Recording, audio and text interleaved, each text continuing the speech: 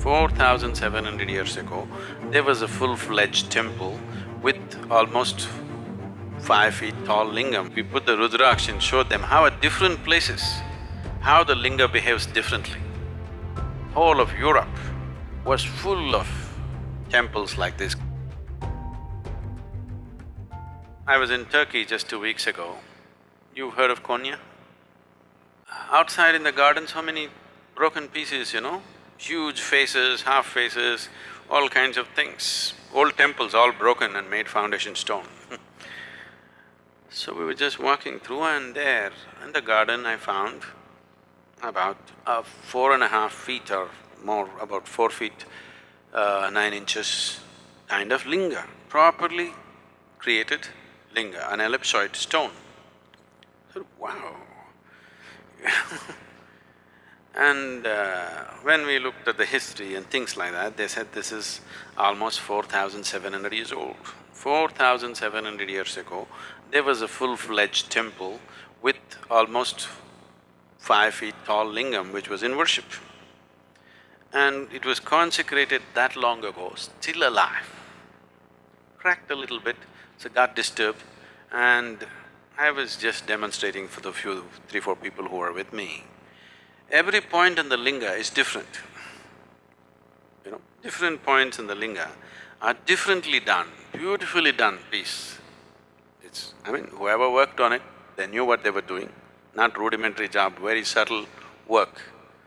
Still alive, 4,700 years, thrown out in the garden, not worshipped, still alive because of little bit of cracks that have happened.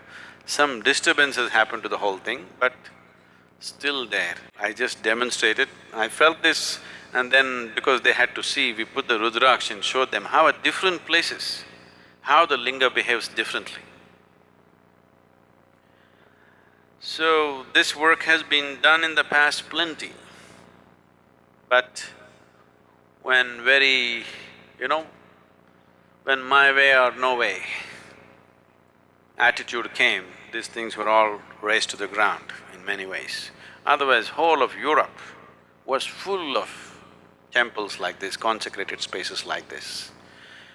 These eastern temples were never built as places of prayer. Even today in India, nobody ever leads a prayer in a temple. You're not supposed to pray or worship, but you're just supposed to sit there and come. The idea was people will go and sit there and benefit. This is how a temple was created. No priest, no prayer. There is a maintenance person who is now calling himself a priest. Certain families were appointed to maintain the sanctity of the place, to keep it going in a certain way. You are just supposed to go there, sit there for some time and come. In South India, this tradition is still alive. In North, it's been disturbed because the brunt of invasions North India took, South India left. The Deccan Plateau was generally left untouched by the outside invaders. So you were just supposed to sit there. Nobody leads a prayer, nobody teaches you a prayer, nobody says you must do this or that. You just sit there and imbibe this, because these are all consecrated spaces. They created many. All these things were razed to ground. Only few that are left are generally in India and some other Southeast Asian countries.